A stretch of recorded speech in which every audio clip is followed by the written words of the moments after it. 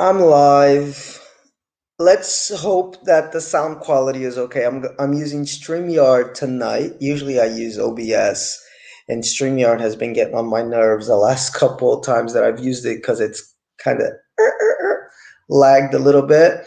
Usually because I think it has to do with the time that I go on. I don't know. Usually the internet's okay. It's like past midnight here. So what's up, everyone? It's Phil. You get to see my beautiful face today. I just wanted to come on quick and talk about the finale and give you my thoughts and talk about what I'm going to be doing on the channel after the finale.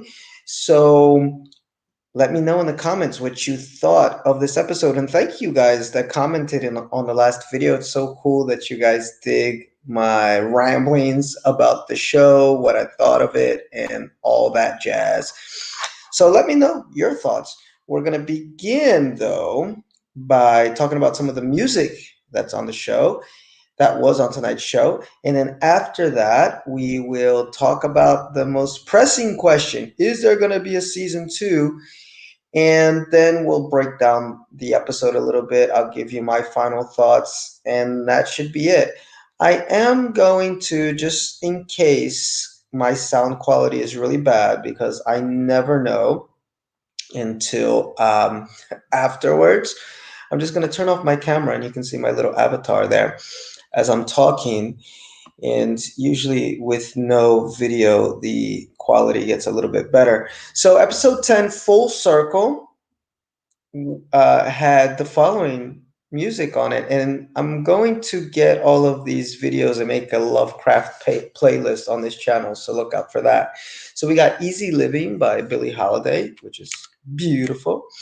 Ready or Not by the Highland Park Collective, which I had never heard the song before. It was cute. Weary by Solange, which I don't remember hearing that. Solange, if I'm not mistaken, is Beyonce's sister. Is that the same Solange? Solange Knowles. I Am Blessed, Wax Taylor remix, Nina Simone. Shaboom, which was the song they were listening to in the car on the way to Ardham. Keep Your Lamps Trimmed and Burning, Mississippi, Fred McDowell, which is the last song we heard as Atticus was getting sacrificed. That was the last song that we heard. But, guys, the most pressing issue is whether or not there's going to be a season two of Lovecraft Country. So I'm gonna try to break that down for you. And we're gonna begin by just looking at some sites here that I took out. 1 second. Whoops, let me close some tabs and check this out. Let me share my screen. Because some of you may have gotten, well, I don't want to say that you got confused, but it is confusing to know whether or not there's going to be a season two of something because of what happened with The Watchmen. And The Watchmen got canceled after one season, but it really didn't get canceled. What happened is that the writers and the directors and everybody involved said we wanted this to be one season, and that's it. So HBO did not cancel The Watchmen. It would have been stupid of them to do so, especially considering the ratings that it got and the critical acclaim that it got. It had buzz all over it. So I doubt that they would have wanted to cancel that. So to begin, TV ratings, Lovecraft Country, this is from August 17th from the Variety site.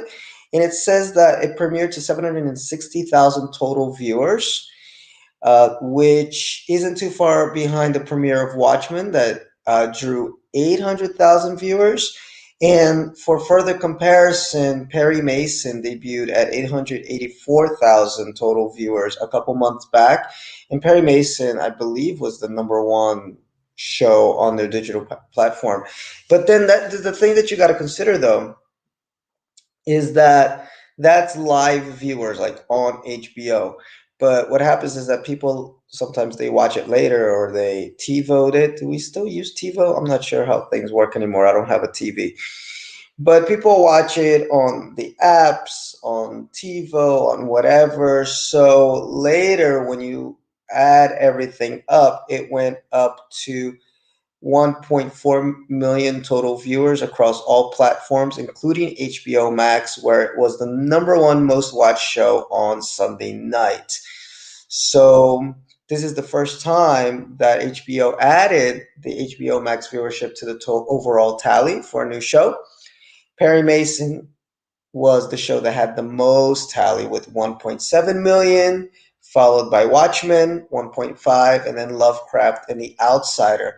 And if I'm not mistaken, The Outsider just got renewed.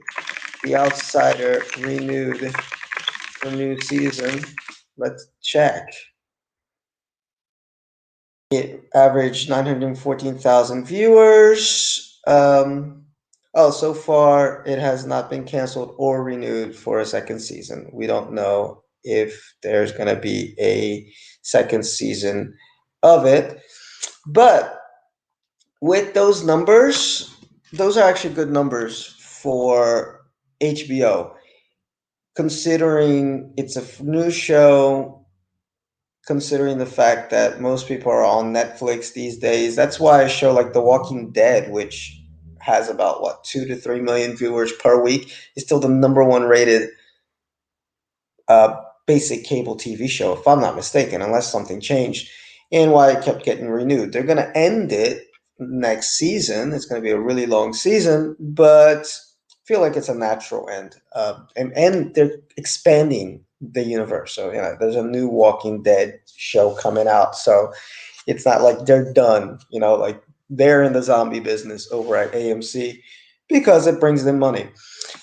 And another important thing about Lovecraft Country is that it has those ratings, those 740,000 or 726, according to this here. This is from TV Series Finale, which is a pretty cool site that kind of gives you a prediction on whether a show is going to be canceled or not.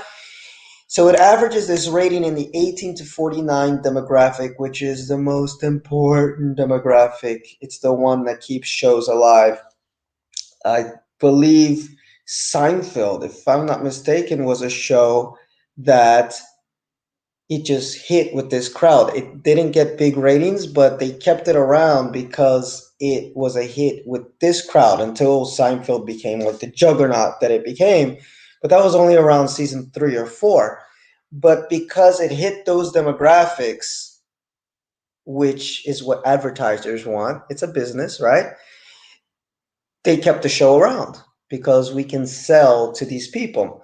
And this is why, conversely, there are shows that get 3 million, 4 million viewers per week, but I don't know, it's like old people or very young people or whatever. It's like not the prime time demographic. And sadly, those shows sometimes get canceled. I can't think of any off the top of my head, but I'm damn sure I've read about shows like this that we all kind of were digging, and it just didn't find the right audience, quote unquote, which is that demographic audience. And we know Misha Green, she was responsible for that. What was it? The Harriet Tubman show. What was it? The Underground or Underground? And guys, this is look at this. Misha Green American Black Film Festival. Um, it was doing okay. I guess it probably did not find its the right audience is one reason why it got canceled eventually. So don't go by the cancellation of one show to why a new show could possibly be canceled. So if you look up stuff on Underground, I forgot to do that. I meant to do a comparison of that before the show, but it's too late now. Okay, let me see. Let's try. Did it get canceled?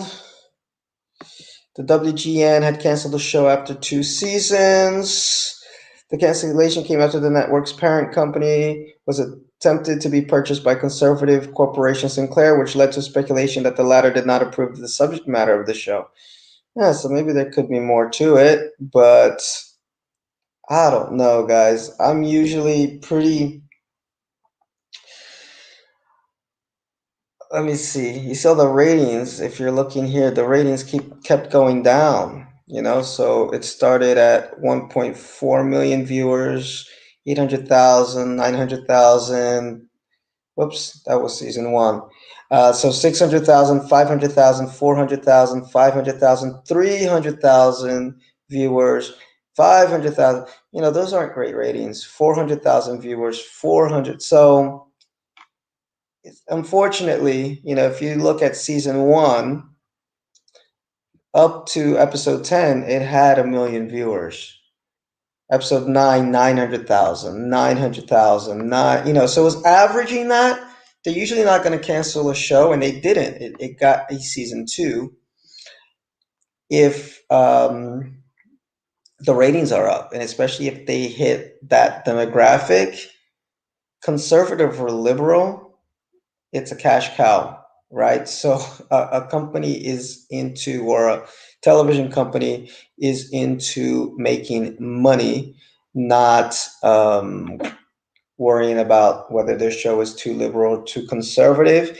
And one of the few times I've seen them actually cancel something over politics was Roseanne Barr, because her TV show was quite a big hit when it came back, but then she said some really nasty stuff on her Twitter, or controversial stuff. But again, it hurts advertisers. So you see ABC, which, Trump and his folks call the swamp, the fake news, the leftist media, whatever you want to call it. They put on a show with a very conservative kind of bent to it, because Roseanne is openly conservative. Because why? They saw that it would make money. It was well written. It was funny. Apparently, I didn't watch it. I wasn't a fan of the original Roseanne show. And it was doing great. They weren't in the business of cancel. They weren't going to cancel that show had she not said some dumb stuff on Twitter, because then it hurts advertising. So that's the business. So we're going to look at this one thing here in an interview I saw with Misha Green, where she talks about Lovecraft Country. But just before we move on, it's what's the release date for Lovecraft Country season 2? We don't know yet. If the show's intended to be a self-sustaining one-season wonder, or if it's going to set up to a second season. But it says here that HBO renewed its popular period drama Perry Mason shortly after its finale, despite originally billing it as a miniseries. So watch out for that. Maybe in the next couple days, we're going to know if there will be a season 2. And we saw that the ratings were about the same. Okay. The question is, what's going to be the plot? Who's going to be in it? Well, who the hell knows? Because they definitely moved past the book. And this is from Weekly Roundup from September 22nd. And it says that Lovecraft Country and the 100 continue to hold steady in the ratings. And I believe the 100 is a show that just got its series finale, but it had been renewed over and over and over and over. I have a few friends that really like the 100, and it averages about that, guys. You don't have to do Game of Thrones numbers to be renewed, especially in this day of age. Like I said, in this day and age, if you can average at least 1 million, like you stay in that bubble, and you're hitting the right demographic, which is young people, 18 to 40 something. And yes, we 40 somethings, I'm not there yet. I'm getting there. We're young people. But you 50s and 60 somethings are young people too, in my book. So they're not going to be canceling something if it's a cash cow in that demographic. So I see no reason why Lovecraft Country would be canceled. Again, 760,000 viewers is the average for Lovecraft Country, and it debuted to Watchmen like ratings. And we'll see if it picks up anything at the Emmys, which will give it a little bit more prestige. I did find an interview with creator Misha Green. This is from Deadline. And I'm not going to read the whole thing. You can check it out. It's on the screen there. So, but she did talk a little bit about season 2. Deadline asked her, so with George's upcoming birth, Atticus' posthumous letter to Montrose, and Diana's bloody killing of Christina, sure feels like there's a second season coming, which I don't get that question because it definitely felt like there wasn't. But okay, we'll roll with that. Is there, and how do you envision it? And Green said nothing is official yet, but I envision a second season that carries on the spirit of Matt Ruff's novel by continuing to reclaim the genre storytelling space that people of color have been typically left out of.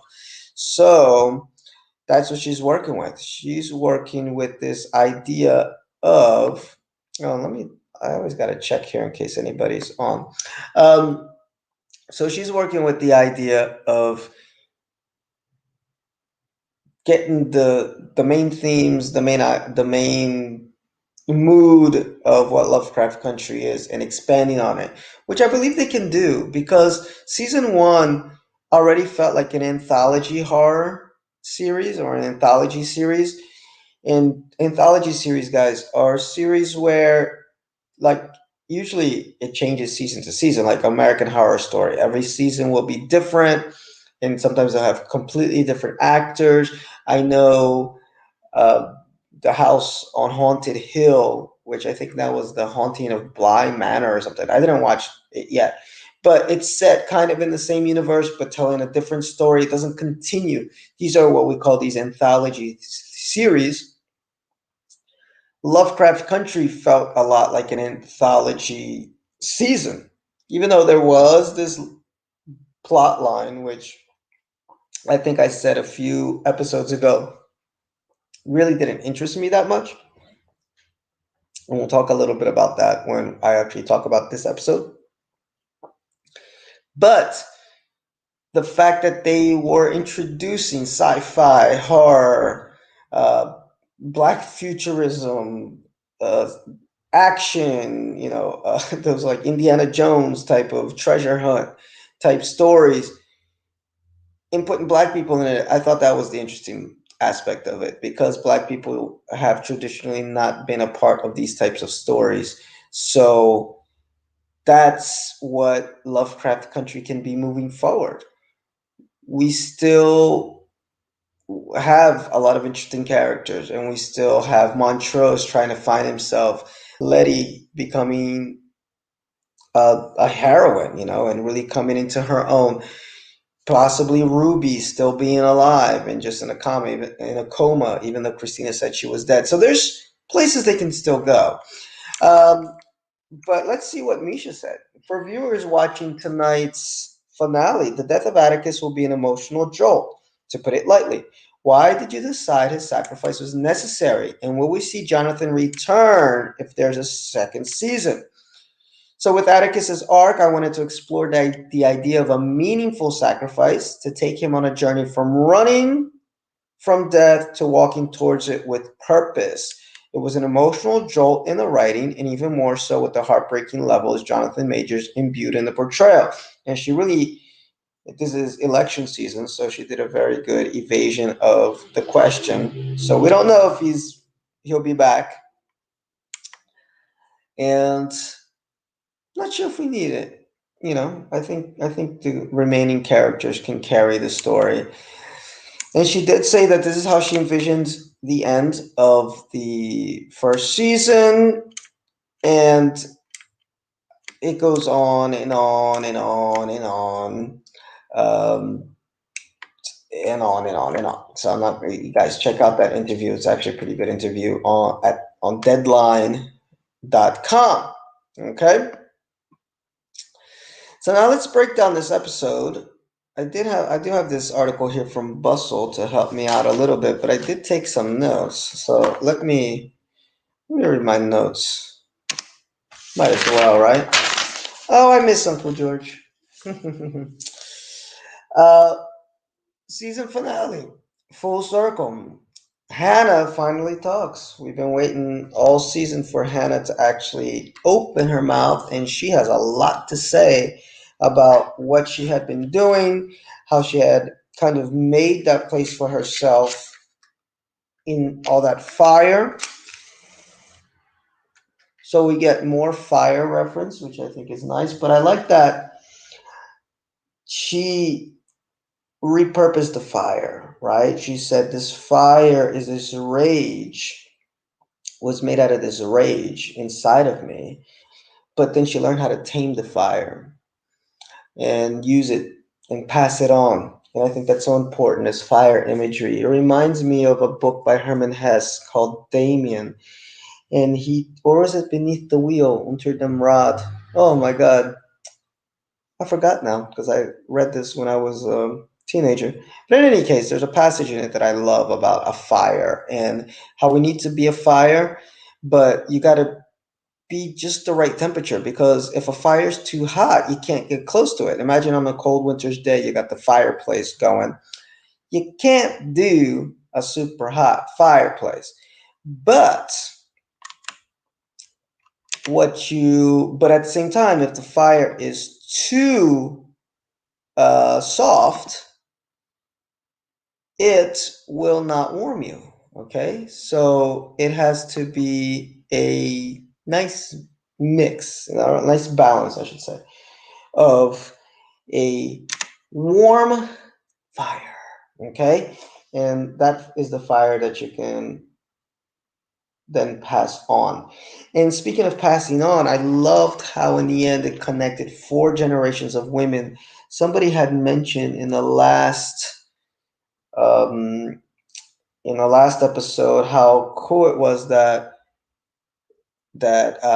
Hippolyta actually literally became the motherboard, and how mothers, what mothers are willing to do to protect their children and pass that generation on and on and on, pass that blood from generation to generation. So it was cool that it was all the matriarchs in the family that were protecting Tick or helping Tick and also guiding him to where he needed to go, which was his sacrifice. So it was really interesting, right? And how Hannah said, "You're going to save them all. You're not just going to save those close to you." She literally meant them all. And it was powerful, okay? These ancestors working together, these generations of women.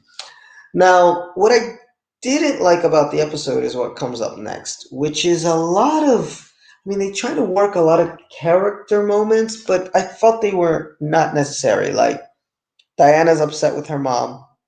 They were able to save her, but her arms, like I guess it was her left arm, was still messed up. Really good makeup job, though. I had to turn away. I didn't like the look of her arm. So they had to um, they had these scenes between her and her mom and how she's upset with her mom because she left her and this, that, and the third. And it was just, I mean, I guess it was necessary. They needed to have that moment, but it kind of dragged on a little bit for me. And especially given the urgency of what they needed to do, it seemed like it took a lot of time to like pause and have these character moments that I didn't feel grew the characters in any significant way.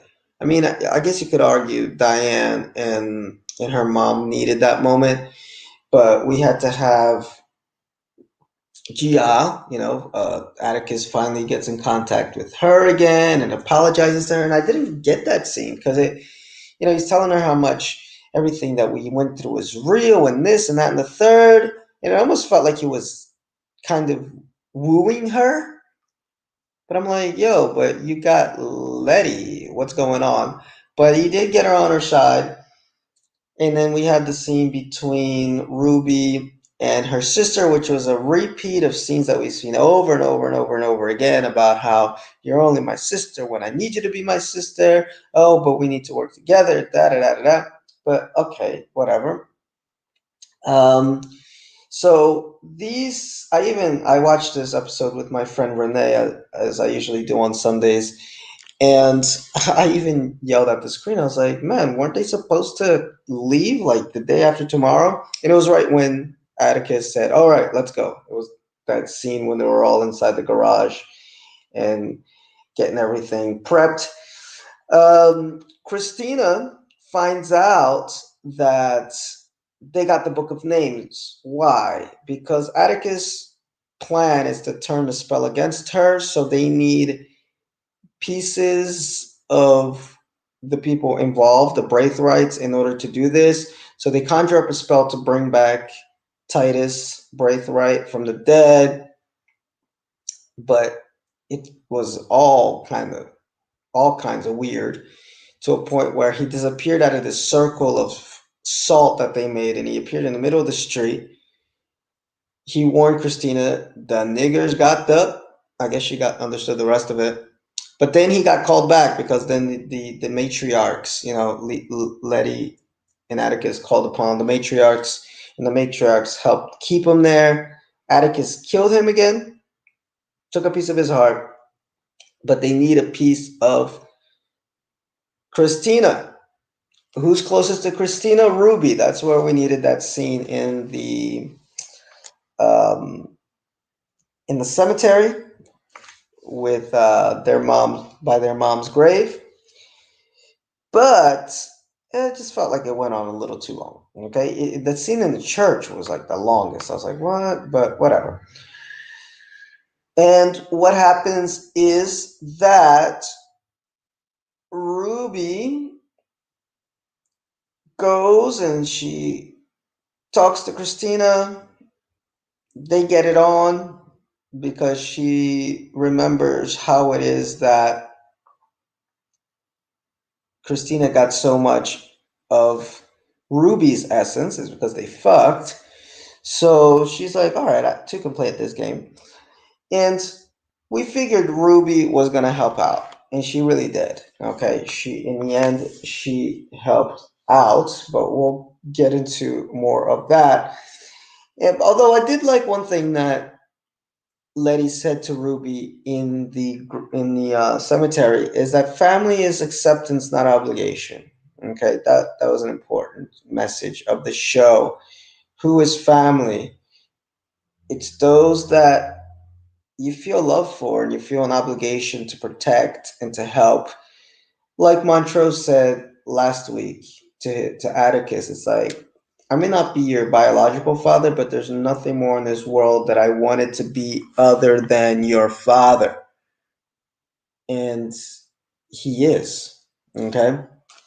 So I think that is very important. Then we had some lesbian kissing, Ruby and Christina, but then we had some in the church kissing with Letty and Atticus. So all the conservatives out there probably lost their brains. Um, and then we get to the last 20 minutes or so, which is what this episode had been building up to. Again, I wish that it hadn't had this much exposition. Like it was like 40 minutes of like real slow exposition. It wasn't even like kind of quick paced like episode one had a lot of exposition before they got to the wow moment at the end, right? When we see the creatures for the first time and everything goes down. But at least stuff was happening. Like plot was moving forward. They were in the car. They were going from Chicago to Artem. Like stuff was happening. Nothing really happened for about 40 minutes except for us having these moments with these characters that again, they were just stuff that we already knew. I have to go through with this, Letty. We for and Letty's like, oh, but Tick and this and that, are you sure? And okay, we all know that already. We all know Ruby and Letty rub each other off the wrong way. but at the same time, they're family. We kind of figure Dee is upset with her mom, and her mom is trying to make it up to her. The only person that didn't really get a lot of character moments was Montrose. He was kind of in the background, but he did a lot of heavy lifting last episode. So I guess they put him in the background. We had a mini moment between Ruby and Christina. So it was all these kind of unnecessary talky scenes. Nothing against talking scenes. But they do gotta drive the plot forward. I didn't think any of these scenes drove the plot forward. So we get to the 20-minute or so, left.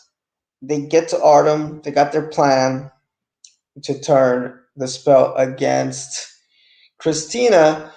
Just that, oh my God, this caught me by surprise, as I'm sure it caught everybody else. It wasn't Ruby, which, by the way, was a theory that somebody had stated from way back when, I think episode 5 or so, that it wasn't really Ruby. Like after that episode where Ruby started hanging with Christina as the white woman. And you guys were wrong about that one, but you had the right idea, because this time around, that's exactly what happened. It was not Ruby. Christina claims that she killed her, which I guess is what you got to do in order to get into somebody's body. But we did see, we saw her comatose, but we know Christina was able to bring Ruby back. Christina was able to bring Letty back to life, or I don't know if it was Christina exactly, but whoever was in that Braithwaite mansion. So what's to say Letty can't do the same for her sister in the following season and have Ruby come back? What's to say she can't bring Atticus back? Speaking of which, because she's got the Book of Names now, and she's gotten pretty powerful with those spells. So what's to say, right? And but for all intents and purposes, Ruby is not Ruby. It's Christina. She double crossed everybody, or she figured their game out. She said that Ruby tried to steal a bit of her to give to Atticus, but she caught her and killed her. And they have this awesome fight in the clock tower, or whatever that is, that they have, the tower in the Braithwaite property. Everybody went together to Artem, Jiaha, what we think was Ruby, Montrose, Hippolyta, sorry, Atticus, Letty, the whole family. Dee's in the back. There's a really cute scene where they're singing that song Shamoop, or whatever it was called. But it gets dark quick. And what are those? The Shogans, or those creatures? I was expecting them to come out and attack everybody when it got dark in the forest, but they didn't come out. And Atticus goes. He eats the heart, piece of the heart, drinks the blood. He then heads on over to where this sacrifice is going to happen, which I don't know, man. Could he have just not shown up? I mean, they fixed D for the most part. I guess is he that much a man of his word? What would Christina have done? What would if he hadn't just shown up? But well, they kind of have a line about that this episode, right? Because his father was like, "Yeah, why you guys can just run off," but he's like, "Nah, we gotta beat this bitch." And so when they show up, all these white folks come and strap him onto the this big wheel or whatever, where he's going to be sacrificed, and then they capture Montrose and Gia and Hippolyta, which does her best little kung fu fighting.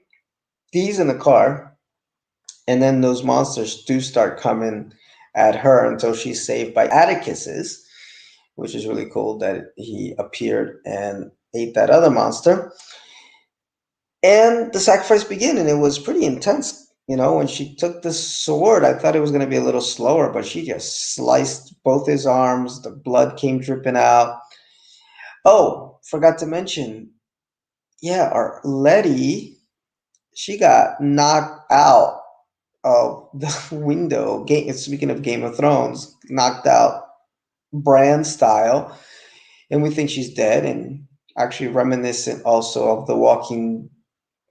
No, no, not The Walking Dead. I'm sorry, but yeah, she gets knocked down, and we think she's dead.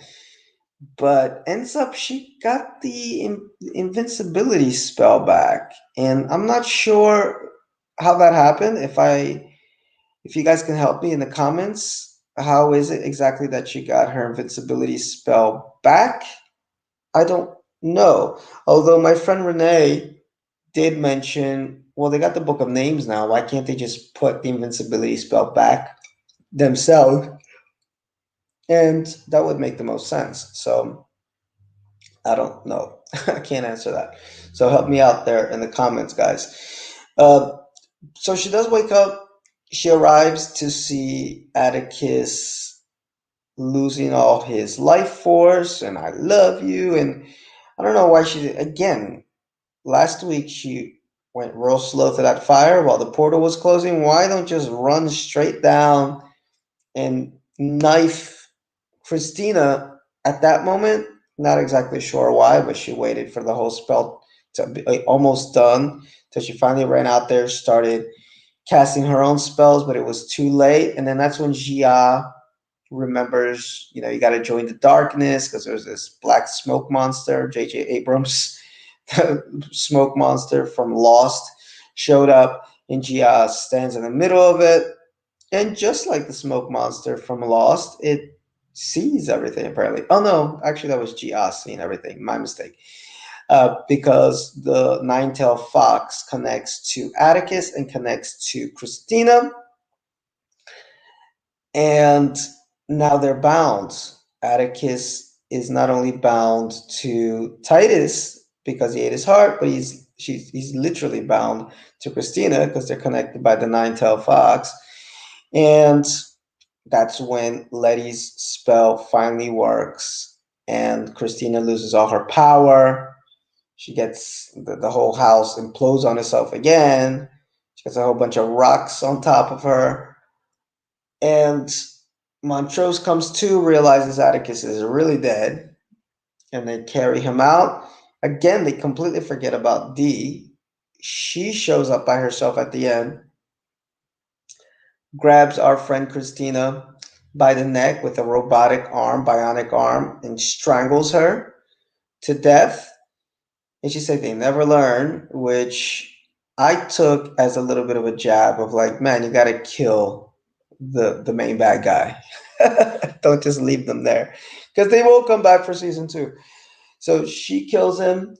The monster is there with her, and he's so cute. I think the monster's cute. He howls at the moon, and the episode ends, and it's like, what? It felt like a series finale. So in a way, cool that it doesn't leave any loose ends, because if the show does not get renewed, which I doubt, I'm like 90% sure this show will be renewed for a second season. But it doesn't leave kind of dangling things, which I think is cool.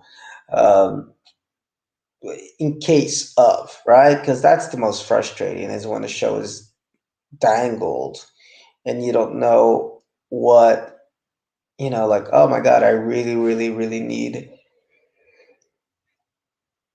Oh, excuse me, guys, it's late over here. I really, really, really need a conclusion to this. And sometimes you got to wait like 10, 15 years, like with that show. What was that cowboy show on HBO that got canceled? And then they just made a movie out of it. And it's a really good show. And I completely forgot the name. Oh my goodness. Let's look so you guys can see how I do my podcast. Secret HBO. Western show. You haven't watched this, you should. Deadwood, not Westworld, Deadwood. So, yeah, it got canceled. And it took a whole lot of years before they finally, look, 2004, okay, it ran for 3 seasons. And then finally they made a movie to conclude the story. So it's very cool. So here from Bustle, there's a few questions. Hannah in the Book of Names. So it's been a mystery all season, and we understand that Hannah used its spells to hide their bloodline, okay, which is the birthmark they carry, and created an ancestral plane for them in the process. So it's at this place that Tick was able to reunite with his mother Dara and Hattie, as well as speak directly to Hannah. And Hannah had been working on this special binding spell for a century that will change everything by preventing white people from ever using magic again. So she takes the power of magic away from white folks. And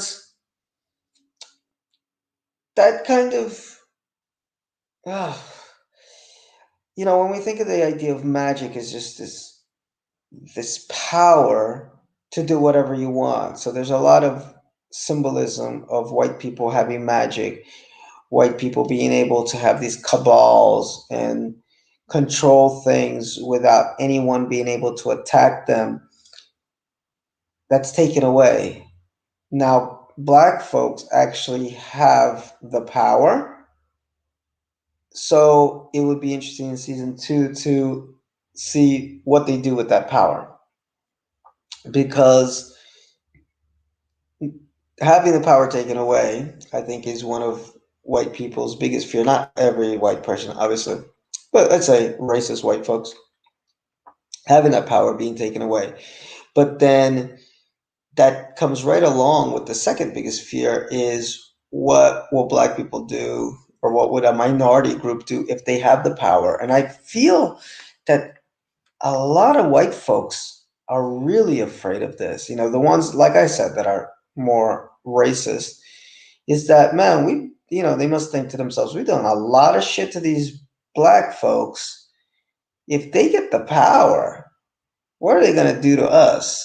Lucky for you, racist white people out there who may or may not be listening to this podcast, black people are very generous people. Lucky for you. So chances are that if we had the power, we would um, use it appropriately. Okay, we would use it appropriately. Did Tick, and not get revenge on all you motherfuckers, did Tick actually kill Titus? Well, once back in the land of the living, Tick and Letty head down to Titus's tomb to summon him up in a salt circle. It's not clear if Tick's actions actually killed Titus, though. Is it possible to kill a ghost? Yeah, I was a little bit confused about that. So I don't know what exactly that was. Was it a ghost? Was it a physical manifestation of the man, brought back from the dead? But not sure. Will we have more Titus in season 2? Are Tick's ancestors gone? Well, Hattie Hannon disappeared into a cloud of smoke, making it unclear where they went. But I feel that, if necessary, they can be summoned up. But I think Letty did have a line about we can't call them again. So maybe once they understood that Tick understood what he had to do, and that Letty was going to do what she had to do, which is open up the book and use the magic, then they were free to rest. Similar to that episode with all the ghosts. Okay, they were finally free to rest.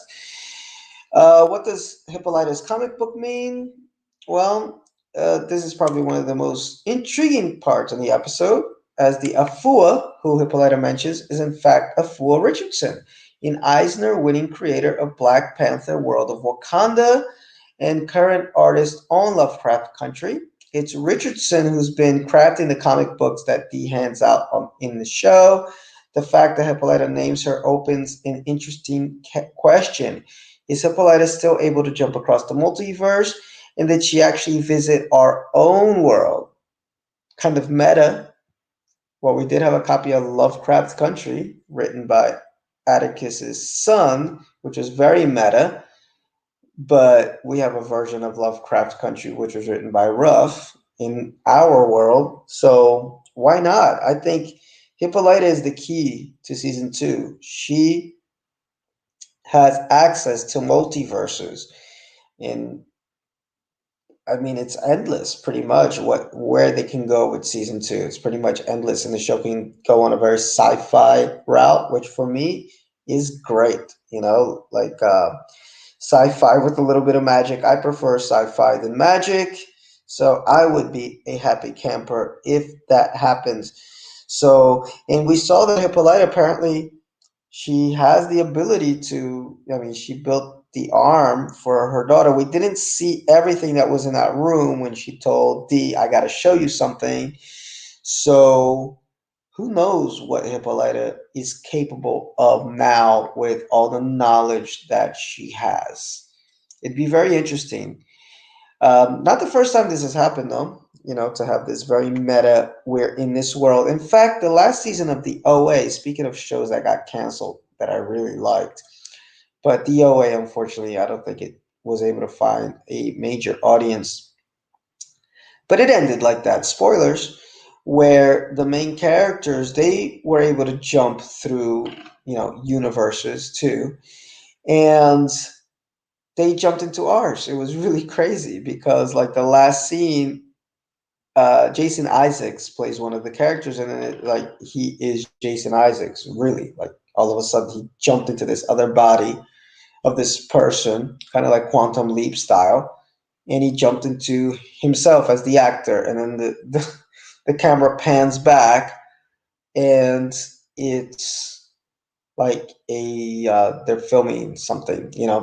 Inland Empire deals with that a little bit too, like a movie within a movie. Check out the OA if you've never seen it. It sucks that it ended after season two, but season one is really cool.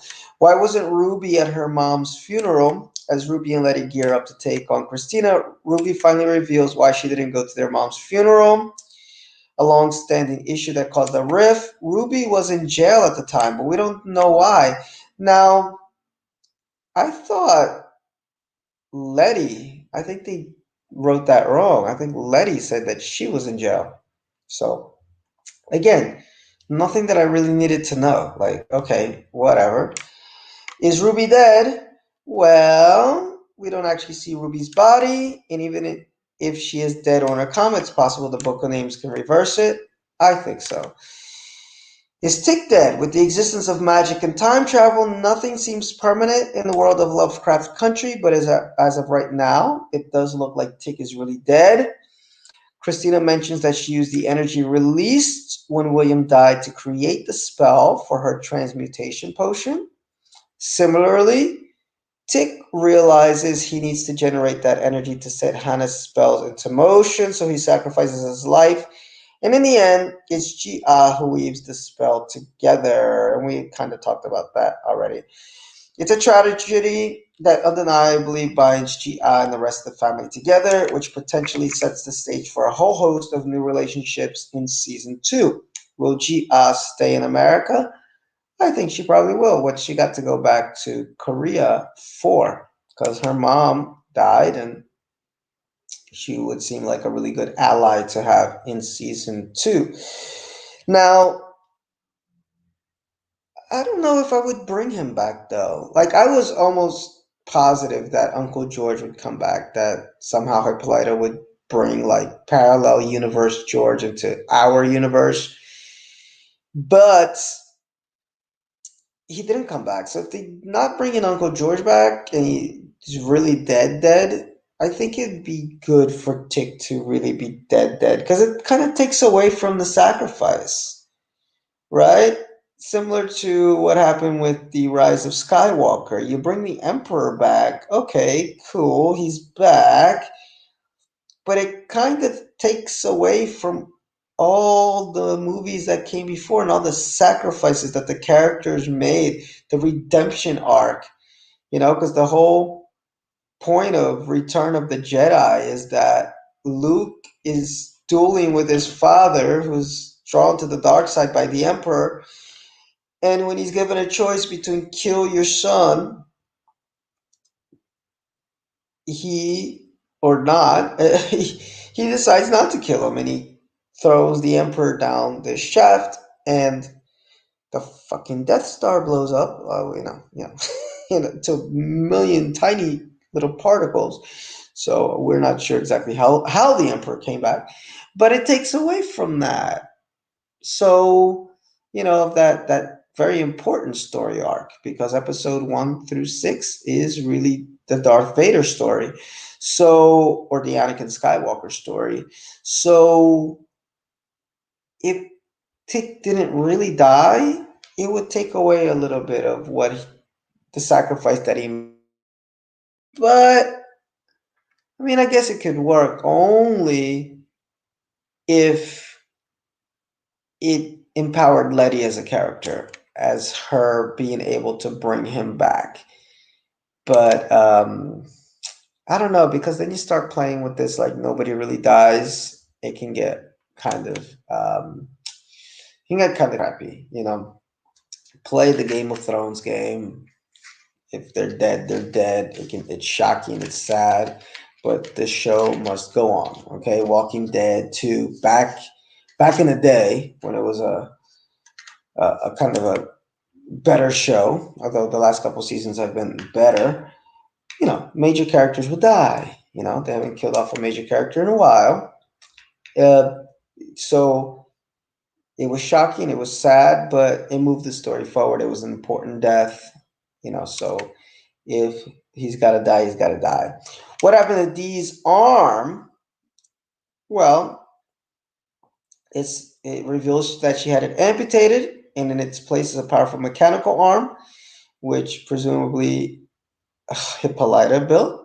Is strong enough to finally kill Christina.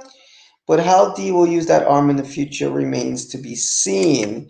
Beyond all that, there are a few other mysteries. Why did Letty's invulnerability mark reappear? Okay, so that I mentioned that.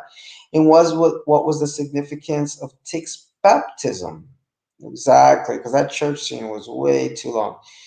Whatever happens next, Lovecraft Country boldly ventured into practically every genre in its first season, and there are clearly enough threads left over to keep people hooked until season 2, including the cop, that I don't think he completely died.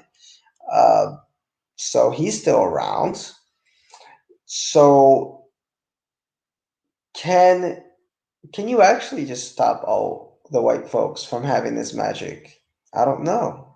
Um, what if there's like the police officer? What if he's got the white head on a black body? Is that a way to circumvent, like a little loophole in this whole anti-magic spell or binding that they did? We have a lot of questions that can be answered. Oh my God, my hair is a mess, y'all. But that's because as I was talking, I was going like this because I was thinking of everything. So there I am. I'm back. Um, so guys, let me know what you thought. My final grade for this episode, I give it a B. It let me down a little bit only because of what I said. The beginning just, I thought it took way too long just to give us 20 minutes of actual stuff happening. But if that stuff can be built on for season 2, but I don't think it can. Ruby's gone. We kind of understood already their relationship, so I didn't need to have a retread of that. Other than, yeah, it was important for her to talk to Ruby so that she would try to get the stuff from Christina, but then she wasn't even able to do it. So the church scene, maybe uh, that'll amount to something in the future. I'm not sure.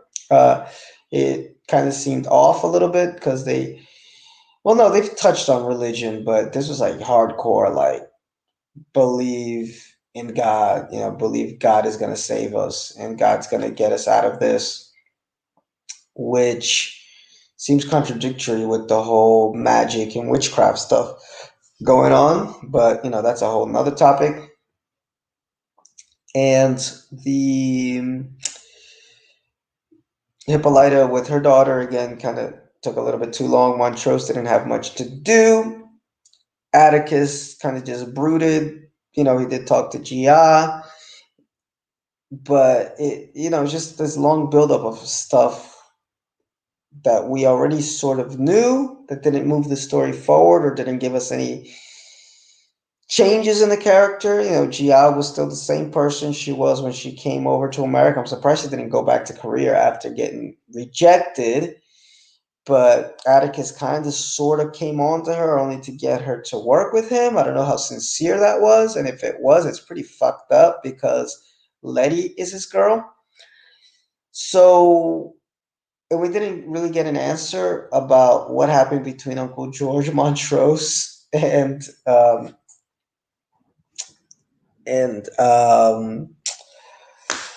Atticus's mom.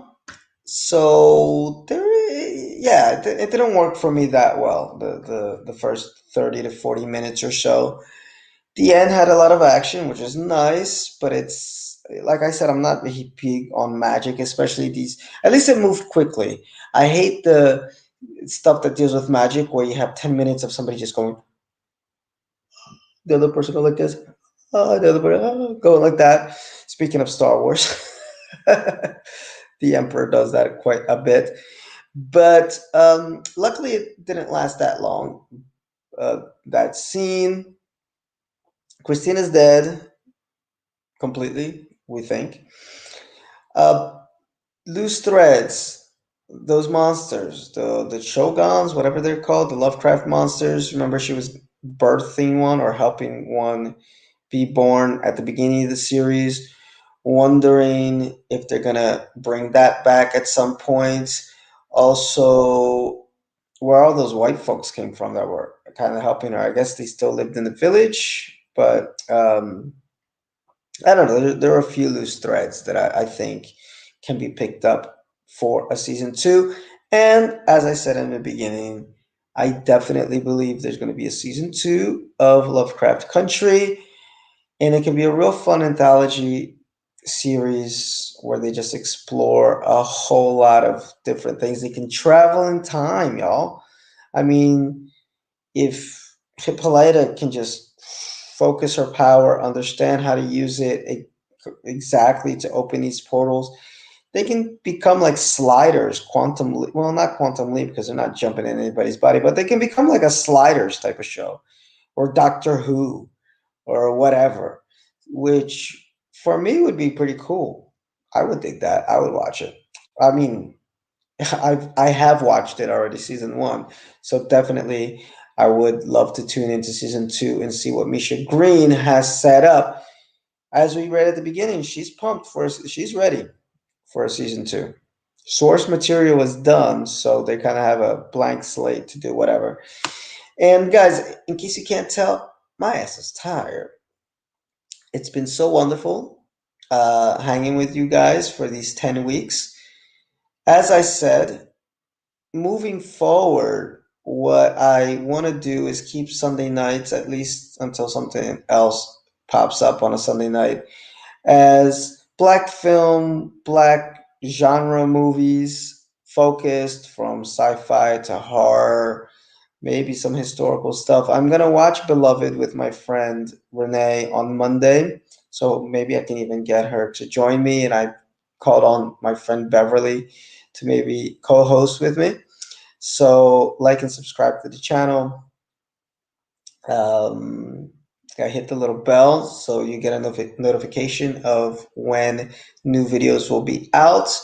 And I'm going to try to do that. On Thursdays, I talk Star Trek Discoveries. Star Trek is back. If you want black sci-fi, man, watch the first episode of season 3. Awesome episode.